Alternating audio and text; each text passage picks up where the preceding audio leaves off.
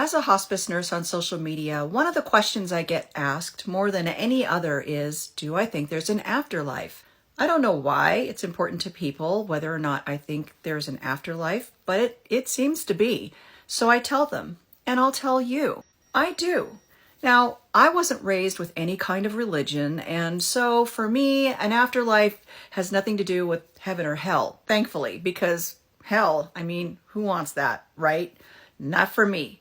I'm really more into believing that we end up in some form of energy out there somewhere. One of the main reasons why I believe that there is something beyond this life is because of deathbed visions. Watching people who are visioning their deceased loved ones and even pets has convinced me that there really is something more after we die. Deathbed visions is a misnomer, really, because people can have deathbed visions long before they die, weeks before they die, and they can come in different forms. Sometimes deathbed visions are dreams that a person has of their deceased loved ones or pets. And sometimes they actually can see them in the room. They will actually tell you that they see them in the room. Over the years, I've witnessed so many people having these deathbed visions that I'm just convinced there is something in the great beyond for us. Also, basic chemistry. Nothing ever really goes away. It just changes its molecular structure. And there's often a release of energy.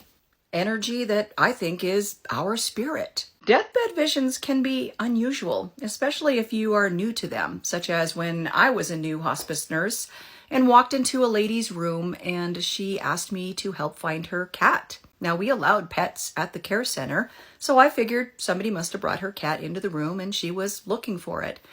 And then she finally said, "I don't think he's really here." And I said, "What do you mean?" And she said, "Well, because it's my cat that died 10 years ago.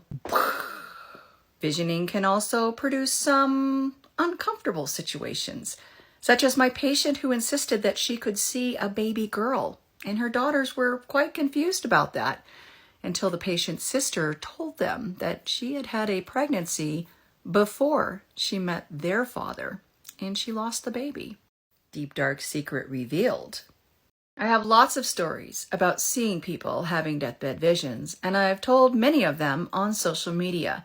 And every time I do, somebody jumps in the comments with an explanation about what they think is going on.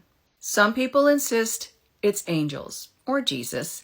Now, I haven't ever had a patient who told me they were seeing an angel or Jesus or God or anything like that. That's not to say that people don't think that they're seeing those things. I know hospice nurses who have said that their patients could see angels. Personally, I just haven't seen that. The patients that I've cared for have usually indicated it's somebody that they knew. And I like that idea better anyway. I would rather be greeted by my dad or my cousin who killed herself than some stranger deity who I've never really believed in or worshipped. Another explanation is hallucinations from all of the morphine that we pour into people. Newsflash, we don't give morphine to all of our patients at the end of life. And while hallucinations are something that can occur with any opioids, that side effect is actually very rare. Hallucinations typically come in the form of something more abstract anyway, like spiders coming out of the ceiling or cracks in the wall. It's not usually as specific as seeing deceased loved ones or pets. Being able to tell the difference between hallucinations and deathbed visions is really important as a hospice nurse because we don't want to give medication to somebody if they're visioning something that's making them feel comfortable at the end of life. But if they're visioning or hallucinating something that is terrifying them or even just making them feel a little anxious, then we can give medication to help stop those hallucinations. DMT, another interesting theory. DMT or dimethyltryptamine. That's a mouthful. I'm going to keep calling it DMT. DMT is found naturally occurring in some plants and even animals. In fact, there was a study done where they found DMT in the brains of rats who they had induced to have heart attacks or some damn thing. DMT is a hallucinogenic, and in fact, it's called the spirit molecule by some because it does cause an intense psychedelic experience. So some people in my comments like to insist that because it was found in the brains of dying rats, that it makes sense that it could be found in the brains of dying humans also. It's important to note there have never been any studies on humans that prove the release of DMT in a dying person or a living person or in any person. I used to reject that theory out of hand when people said that in my comments until I did some research and I learned a little bit more about DMT and its uses. People have used DMT in religious rituals for thousands of years to heighten their ability to communicate with their deceased loved ones. So do I think it's possible that DMT is causing these visions? Yeah, it could be.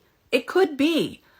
But the presence of DMT in a person's brain when they're dying and the possibility that people are actually seeing the spirits of their deceased loved ones are not mutually exclusive. I mean, if people have been using this stuff for thousands of years to communicate with their deceased loved ones, then it kind of makes sense.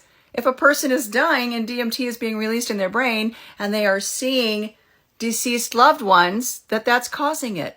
But it doesn't mean that they're not really there. Other than that, I reject the notion that DMT is just causing hallucinations that are meaningless. Probably the most definitive answer for me as far as their life after death came in the form of my father's death. My father died 11 years ago of idiopathic pulmonary fibrosis. After his death, he came to me. I was sleeping, but I will never say it was a dream because it was so much more than that. He came to me in the form of energy, warm energy, beautiful orange light. It was his voice. I heard him talking to me. He said, "It's time to go." I said, "Oh, I'm going to miss my kids." And he said, No, you're not leaving. It's time for me to go." And I said, "I love you, Dad." And he said, "I love you too." So I do believe in life after life. And to all those naysayers, I say, I don't care what you think. You can believe what you want to believe. The reality is, none of us knows. And we will only know after we die. Or we won't. And the naysayers were right.